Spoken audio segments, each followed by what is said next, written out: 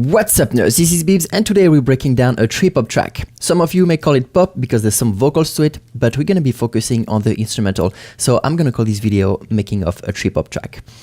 And the first concept I want to show you is these two groups over here.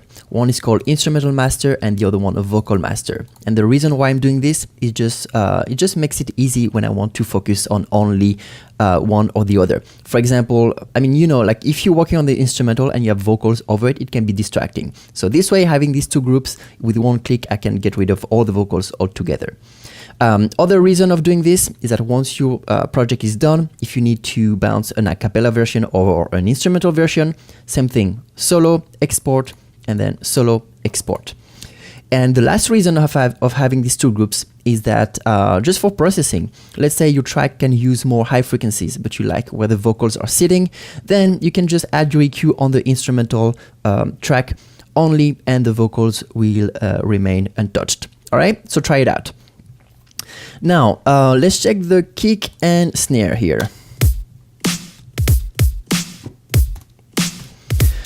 And to be honest, there's nothing really special about this. It's a simple pattern with just one shot loaded into a sampler.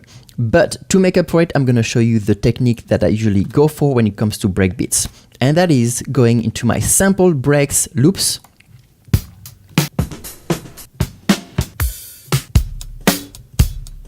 And let's say we like this one. And the point of doing this is to listen to like a kick snare combo in context. Because when you go through one-shot samples, it can be hard to know if that kick is going to go with the snare that you selected 3 minutes ago. So at least here you can listen in context of a loop. So once I do this, I just slice it up.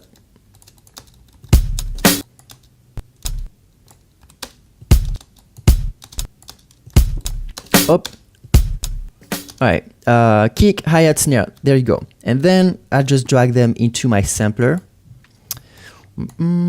which I'm not gonna do here because I already have a sampled loaded, all right? But you get the idea. So let's go down the line here and we have a hi-hat.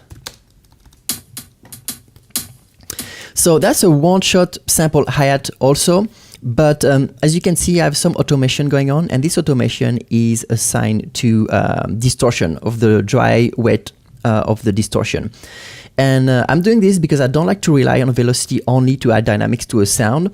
So having distortion, more or less distortion in different parts is going to make that sample more, having more high frequencies and overtones in different segments. So this way it almost sounds like you have like a whole kit of hi-hat even though you're just working off one single sample. And actually that's pretty subtle in this case, but trust me, try this out and you're gonna see you can get great results. Down below we have so all of these guys are from Addictive drums. It's like a MIDI parts of a virtual drumming machine. So we have close hat, open hat combo. Then we have a ride, shaker, and another hi-hat. So let's listen to the whole drum section.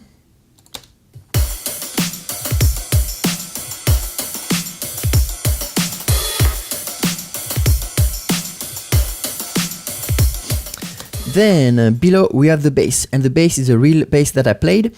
And if the kick was on each beat, I would sidechain this bass with a volume shaper, but it's not the case. The kick is sometimes on the upbeat, so I have to use the old school way of sidechaining, meaning having a compressor inserted and throwing that kick into it. So every time the kick plays, it's gonna duck down the bass.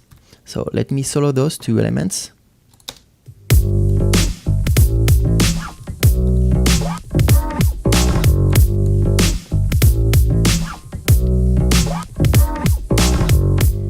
All right, cool. Then we have some chords with electric piano, which is from Helion, which is a Cubase sampler. And below we have another electric piano, but this one has a rotary effect to it. And if you're not familiar with a rotary, it pretty much makes any sound that you throw at it into an organ. So it's a great way to add width and movement, but be careful with it because it can sound churchy real fast.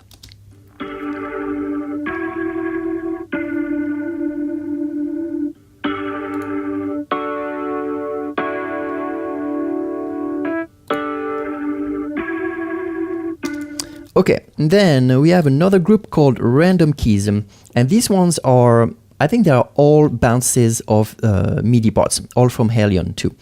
And the reason why I'm doing this is because I can have more flexibility when it comes to chopping and editing the sound. And having tracks like this, you want to make it sound like it was made in 20 minutes with the MPC. So that definitely helps the purpose, you know, having these imperfections and like hard cuts samples.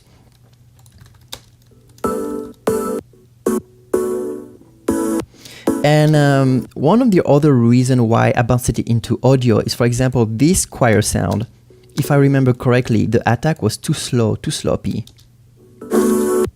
Yeah, so this way in audio you can move it away.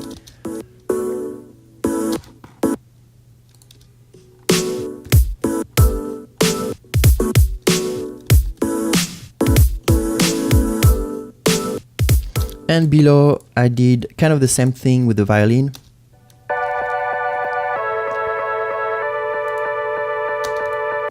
So I selected one segment of the violin into 1/8.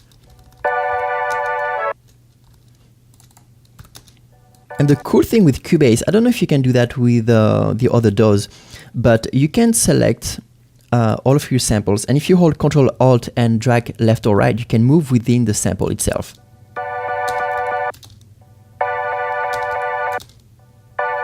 So it's really trial and error at this point.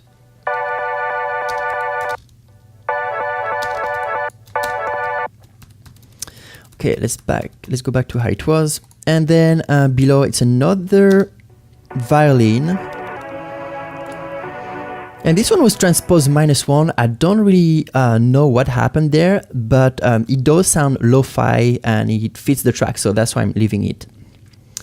Below we have violins in MIDI. There's two different tracks, one with the chords and actually some notes also.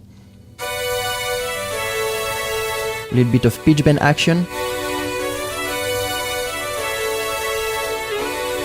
And below, it's a higher range with just single notes.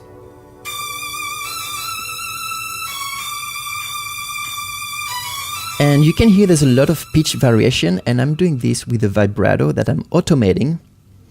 And I'm doing this to give the impression that it was sampled from like an old tape machine.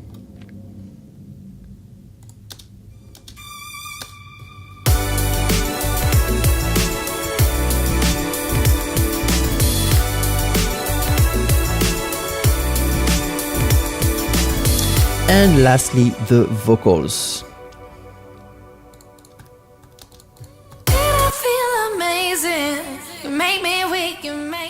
And as you'll see, there's only one single track. When the singer came over, we did try to record the same part over and over.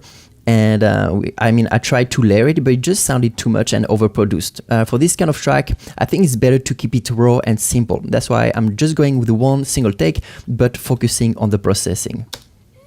So in the processing, I have, just the basics, EQ, compression, multiband distortion, and a little bit of delay and reverb.